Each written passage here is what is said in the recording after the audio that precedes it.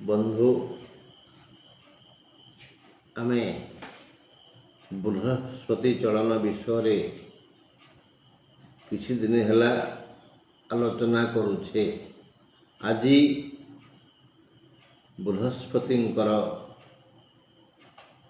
କର୍କଟ ରାଶି ଉପରେ ପ୍ରଭାବ କେତେ ସେ ବିଷୟରେ ଆଲୋଚନା କରିବା।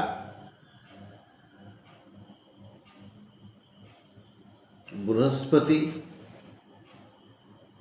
ପୁନର୍ବସୁ ମିଥୁନକୁ ଯାତ୍ରା କରିବେ। ମେ ମାସ ବୁଧବାର 14 ତାରିଖ ଦିନ ଅପରାହ୍ନରେ। ତେଣୁ କର୍କଟ ପାଇଁ ଗଣିବା କର୍କଟ, ସିଂହ, କନ୍ୟା, କର୍କଟ, ସିଂହ, କନ୍ୟା, ତୁଳା, ବିଛା, ଧନୁ, ମକର, କୁମ୍ଭ, ମୀନ, ମେଷ, ବୃଷ, ମିଥୁନ ମାନେ କ'ଣ 12 ହେଲା।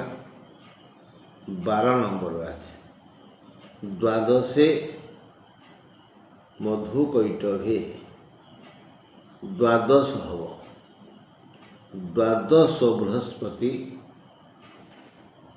ଭଲ ଫଳ ଦିଅନ୍ତିନି। ସମସ୍ତ ସାମର୍ଥ୍ୟ, ବୁଦ୍ଧି, ବିବେକ, ବଳ, କଳ, ଛଳ ସବୁକିଛି ହରଣ କରନ୍ତି। ତଥାପି ବୃହସ୍ପତିଙ୍କ ଚଳନ ସମୟରେ ଚନ୍ଦ୍ର ଶୁଭ ଥିବାରୁ କର୍କଟ ରାଶିର ଲୋକେ ବୃହସ୍ପତିଙ୍କ କରୁଣା ଦୃଷ୍ଟି ପାଇବେ। ପ୍ରଥମେ ଆଲୋଚନା କରିବା ପୁନର୍ବସୁ କର୍କଟ ବୋଇଲେ 7 ବିଭକ୍ତକ 4। ଏମାନେ ବିଶେଷ କରି କ'ଣ ପାଇବେ? କଥାଟା କର୍ଣ୍ଣକଟୁ ହେଲେ ବି ସତ୍ୟ ଯେ ବେଳେବେଳେ କେମିତି ନା କେମିତି ବିନା କାରଣରେ ଆମକୁ ଦଣ୍ଡ ମିଳିଥାଏ।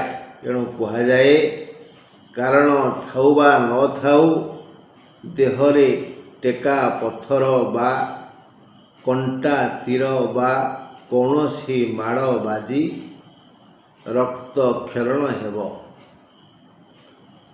ଆମେ କେତେବେଳେ କେମିତି ଭୁଲ କାମ କରିଦେଇଛେ, ସେତେବେଳେ ଆମର ଭଲ ସମୟ ଥିଲା, ଦଣ୍ଡ ଭୋଗିନେ।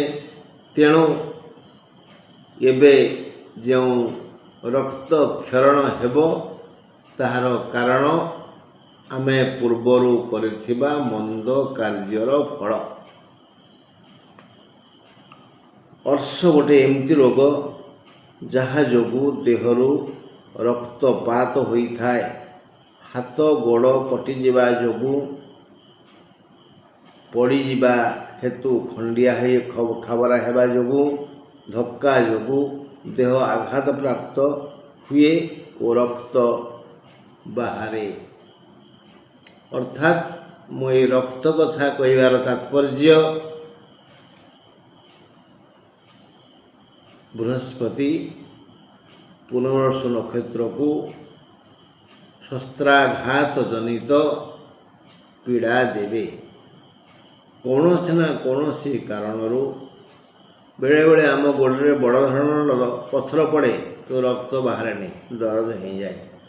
ଏଥର କିନ୍ତୁ ଟିକେ ରକ୍ତ ଯିବ।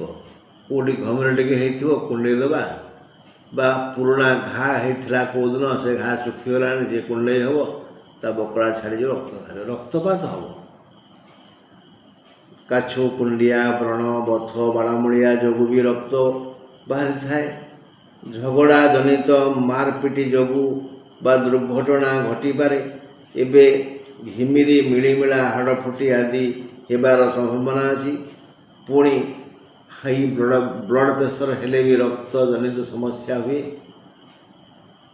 ରକ୍ତ ରକ୍ତ ରକ୍ତ ଦେହ ପୀଡ଼ିତ ହେବ। ବୃହସ୍ପତିଙ୍କ ଚଳନ ଯୋଗୁଁ ପୁନର୍ବସୁ ମିଥୁନକୁ ଶସ୍ତ୍ରାଘାତ ଓ ରକ୍ତ ସଂକ୍ରାନ୍ତୀୟ ସମସ୍ୟା ଅଛି। ଏହା ଜାଣି ଏବେଠାରୁ ଯଦି ହନୁମାନଙ୍କର ଶରଣାପନ୍ନ ହେବା ତେବେ ଭକ୍ତି ଶ୍ରଦ୍ଧା ଓ ବିଶ୍ୱାସ ଅଜାଡ଼ି ଦେବା ଓ ସେ ଆଶୀର୍ବାଦ କରିବେ। 2 ଓଳି ଶୁଦ୍ଧପୂତ ହୋଇ ହନୁମାନଙ୍କ ଶରଣାପନ୍ନ ହେବା ଏବଂ ଗାଇବା 9 ଥର ସନ୍ଧ୍ୟାରେ 9 ଥର ସକାଳେ ଯେ ଓଂ ହଂ ହନୁମତେ ରୁଦ୍ରାତ୍ମକାୟ ହୁଁ ଫଟ୍ ସ୍ୱାହା ସକାଳେ 9 ଥର ସନ୍ଧ୍ୟାରେ 9 ଥର ଟିକେ ଶୁଦ୍ଧପୂତ ହେବା, ଧୁଆ ବା ନୂଆ ବସ୍ତ୍ର ପିନ୍ଧିବା।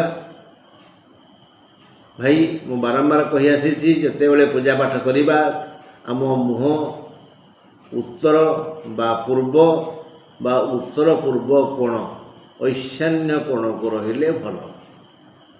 ହନୁମାନଙ୍କୁ ଆଉ ଗଣେଶଙ୍କୁ ପୂଜା କଲାବେଳେ ଲାଲ ରଙ୍ଗର ବସ୍ତ୍ର ପିନ୍ଧି ପୂଜା କଲେ ଭଲ।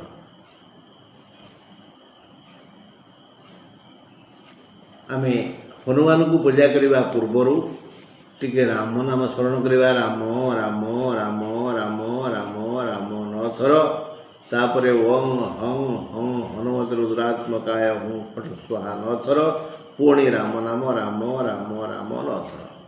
ଏଇଭଳି ଆମେ ଯଦି ଏବେଠୁ ଆରମ୍ଭ କରିବା, ଆସୁଥିବା ବଡ଼ ଦୁର୍ଘଟଣା ଘଟିବ କିନ୍ତୁ କଷ୍ଟ ହେବନି। ହାତ କଟିକିରି ପୁଳାଏ ରଖି ନ ଯାଇ ସେଇ ହାତ କଟିବ, ବ୍ଲେଡ଼ରେ ଟିକିଏ ମାତ୍ର ଯିବ। ଆଶା କରେ କଥାଟାକୁ ମାନିବେ ଓ ମଙ୍ଗଳ ହେବ। ଆସନ୍ତୁ ଏବେ ଯିବା 8 ବିଭକ୍ତକ 4 ମାନେ ପୁଷ୍ୟା କର୍କଟ ପାଖକୁ। ପୁଷ୍ୟା କର୍କଟ ଲୋକମାନେ ବଡ଼ ଆରାମରେ ରହିବେ। ତାଙ୍କ ଉପରେ ବୃହସ୍ପତିଙ୍କର କରୁଣା ବାରି ରହିବ। ବୃହସ୍ପତିଙ୍କର ଉଚ୍ଚ ଘର ହେଲା କର୍କଟ ଆଉ ପୁଷ୍ୟା କର୍କଟ। ତେଣୁ ପୁଷ୍ୟା କର୍କଟ ମାନେ 8 ବିଭକ୍ତକ 4 ଏହି ରାଶିକୁ ସେ ସୁଖ ଦେବେ। ସୁଖ ତ ବହୁ ବୁଧ ନା, କିଏ କେଉଁଥିରେ ସୁଖୀ ହୁଏ, କାହାକୁ କ'ଣ ମିଳିଲେ ସୁଖୀ ହେବ। ଭିକାରୀ ଭିକ ମାଗୁଛି, ଯଦି ତାକୁ ପ୍ରତିଟି ଗୃହସ୍ଥ ମୁଠେ ମୁଠେ ପୋଷେ ପୋଷେ ଚାଉଳ ଦେବେ, ତା'ର ଆନନ୍ଦ କହିଲେ ନ ସରେ। ସେହିଭଳି ଜଣେ ଶିକ୍ଷକ ଚାହାନ୍ତି ମୋ ପିଲାଙ୍କୁ ପାଠ ପଢ଼େଇବି, ମଣିଷ କରିବି, ଆଉ ସେମାନଙ୍କ ରେଜଲ୍ଟ ଅପେକ୍ଷାରେ ଥିବେ। ରେଜଲ୍ଟ ଭଲ ହେଲା ସେ ଖୁସି ହେବେ, ରେଜଲ୍ଟ ଖରାପ ହେଲା ତାକୁ କଷ୍ଟ ହେବ। ତେଣୁ କିଏ କେଉଁଥିରେ ଖୁସି ହୁଏ। ମା' ଚାହେଁ ମୋ ପିଲା ଶୀଘ୍ର ବଡ଼ ହେଇଯାଉ, ତାକୁ ରୋଗ ବ୍ୟାଧି ନ ହେଉ, ସେ କେଉଁଠି ନ ଝୁଣ୍ଟୁ ନ ପଡ଼ୁ, କେହି ଗାଳି ନ କରୁ, ସେଥିରେ ସେ ଖୁସି ହୁଏ। ସମସ୍ତଙ୍କ ଖୁସି ଭିନ୍ନ ଭିନ୍ନ। ବୃହସ୍ପତି ଏ ସମୟରେ ପୁଷ୍ୟା ନକ୍ଷତ୍ର ବିଶିଷ୍ଟ ବ୍ୟକ୍ତିଙ୍କୁ ତାଙ୍କ ମନ ମୁତାବକ ସୁଖ ଦେବେ ବୋଲି ଯୋଜନା କରିଛନ୍ତି। ଦେଖିବା ସୁଖ ପ୍ରାପ୍ତି। ନାନା ମୁନିନା ମତୟସ୍ୟ ବିନା। ନାନା ଲୋକ ଏ ସମାଜରେ, କେତେ ଲୋକ, ଯେତେ ଲୋକ ସେତେ ମନ, ଯେତେ ମନ ସେତେ ଚରିତ୍ର। ତେଣୁ ସେଇଭଳି ସୁଖ ଭିନ୍ନ ଭିନ୍ନ। ପୁରା ଗୀତ ବୋଲନ୍ତିନି ଗାୟକମାନେ, ଏହି ମନ ବୃନ୍ଦାବନ, ଏହି ମନ କାଶୀ, ଏହି ମନ ବଦ୍ରୀନାଥ, ପୁରୀ ବାରାଣାସୀ। ମନର ମୂଳେ ଏ ଜଗତ, ମନ ସୁଖ ଚାହିଁବ ସୁଖୀ ହେବ, ମନକୁ ସୁଖ ମିଳିବ। ଦେଖିବା ମନ ହିଁ ସୁଖ ଦୁଃଖର କାରଣ। କିଏ କେଉଁଥିରେ ଖୁସି ହୁଏ ସେ ଏକା ଜାଣେ। ଏହି ବୃହସ୍ପତି ଚଳନ ସୁଖରେ ରଖିବ। ଅପୁତ୍ରକକୁ ପୁତ୍ର ମିଳିଯାଇପାରେ, କନ୍ୟାକୁ ସୁଯୋଗ୍ୟ ଘର ଓ ବର ମିଳିଯାଇପାରେ, ସୁଶିକ୍ଷିତ ଯୁବ ଶ୍ରେଣୀକୁ ଭଲ ରୋଜଗାର ପନ୍ଥା ମିଳିଯାଇପାରେ, ରୋଗୀକୁ ଉତ୍ତମ ବୈଦ୍ୟ ବା ଚିକିତ୍ସକ ମିଳିଯାଇପାରନ୍ତି, ପିତାମାତାଙ୍କ ପୁତ୍ରକନ୍ୟା ଯୋଗ୍ୟ ହୋଇପାରନ୍ତି, କୃଷକର ଭଲ ଅମଳ ହୋଇଯାଇପାରେ, ଭିକାରୀର ଥାଳ ଭର୍ତ୍ତି ହୋଇଯାଇପାରେ। ସରକାର ଯଦି ଲୋକହିତକର କାର୍ଯ୍ୟ କରନ୍ତି, ପ୍ରଜାପାଠକଙ୍କୁ ସୁଖ ଦେଇ ଖୁସି କରିଦେବେ। ସୀମାନ୍ତରେ ସନ୍ତ୍ରାସବାଦୀମାନଙ୍କୁ ଦମନ କରିଦେଲେ ସୁରକ୍ଷା ବାହିନୀ ଖୁସି ହେବେ। ସାଇବର ଠକମାନଙ୍କୁ ଧରି ଆମ ଆରକ୍ଷ ବାହିନୀ ଖୁସି ହେବେ। ଏଇଭଳି ଭାବରେ ଏଇ ବୃହସ୍ପତି ଚଳନ ସମସ୍ତଙ୍କୁ ବିଭିନ୍ନ ପ୍ରକାର ସୁଖ ଦେବ। ପୁଷ୍ୟା ନକ୍ଷତ୍ର ବୁଝା ପଡ଼ିଲା।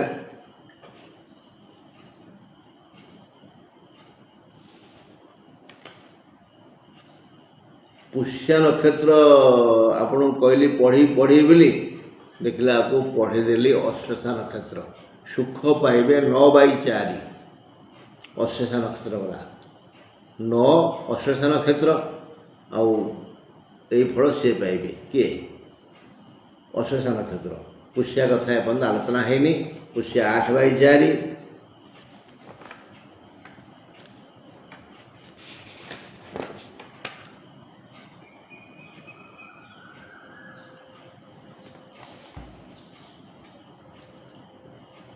अश्लेषा सुख पाइब पुनर्वसु रक्तपात हम कि पुष्या बहुत बेसी मिल फल धन रत्न भूमि विद्या संतान अर्थ को धन कहुए धन लाभ हेमफल धन लाभ पुष्या कर्कट अश्लेषा अपेक्षा अधिक सुखर रे धन पाइबे धन बहुविध ना माने किछि चलती संपत्ति अच्छी किसी अचलती संपत्ति अच्छी तेणु कई भल पाती सुना किणवा को किए भूमि किणवा को ये सब सुख मिल माने कर्कट राशि प्रति ये विपद ना केवल पुनर्वसु विपद अच्छी आलोचना करवा धन रत्न भूमि विद्या संतान अर्थ को धन कहुए प्रति लोक को ताहार कर्म फल स्वरूप योग्य धन मिलता है कहार धान्य लोड़ा धान्य माने शस्य तेणु धन दु प्रकार जमती धान्य भी 2 प्रकार धन है गोटे चलन धन अचलन धन आमर जमी बाड़ी घर ये है अचलती किंतु टंका सुना रूपा हीरा लीला मोती माणिक्य चलती धान्य बोले शस्य प्रभृति से 2 प्रकार गोटे है कौन ना धान मुग बिरी कोलथ मांडिया है आ गोटे है फल माने जमती आंब पणस सपेटा अंगुर ये सब है फल तेणु धन धान्य ये 2 प्रकार सुख मिल पुष्या कर्कट को प्रति लोक को ताहार कर्मफल स्वरूप योग्य धन मिलता है कहार धान्य लोड़ा आम शस्य माने शस्य लोड़ा यह 2 प्रकार गोटे गछर फल अन्यटी चाषरू अमल कहार रत्न दरकार माने सुना रूपा हीरा लीला मोती माणिक्य एगुड़िक लोड़ा कहार भूमि घर दरकार कहार विद्या बुद्धि दरकार विवेक दरकार कहार वंश रक्षा पाई संतान दरकार कहार चलती लक्ष्मी अर्थ दरकार ये समस्त गोटे गोटे अर्थ कहुए धन कहुए निजर आय को बढ़े ये समय आसी समस्त आय बढ़ीज निजर आय अनुसार भाग्य और कर्म अनुसार धन प्राप्ति हेब भल शस्यरु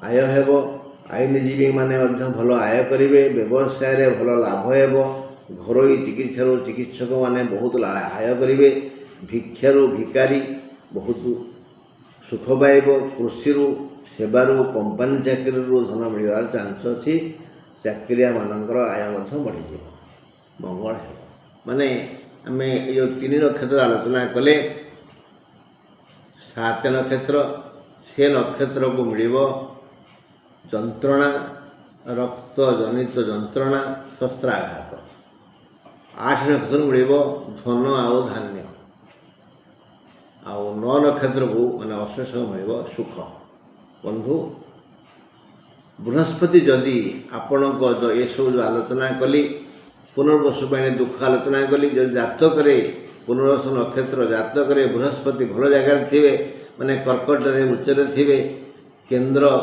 लग्न चतुर्थ सप्तम दशम थे कोण पंचम बा नवर थे ताहले ये जो प्रकार पुनर्वसु नक्षत्र जो दुख भोगिया कथा ताहा बहुत कमिज बृहस्पति यदि भल जगार थे मन मित्र सांगे थे मंगल सहित थे मंगल दृष्टि थे ताहले समस्या पूरा कमिज से भली ये जो पुष्या और अश्लेषा विषय आलोचना कली जदि जातक एमती भाव था बृहस्पति ताहले सुख और आय इनकम सबकि अधिक रू अधिक है।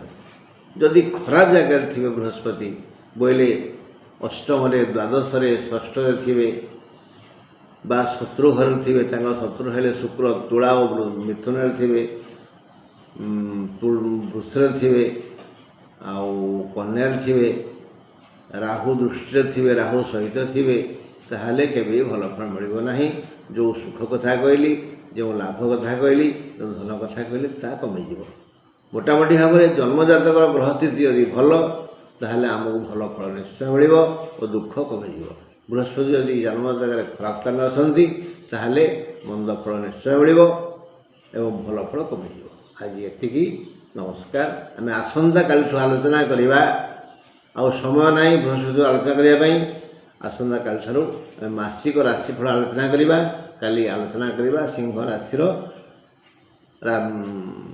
मासिक राशिफल बोले एप्रिल 14 रु मे 14 जाए आ समय ना एप्रिल मास हो ना रही नमस्कार।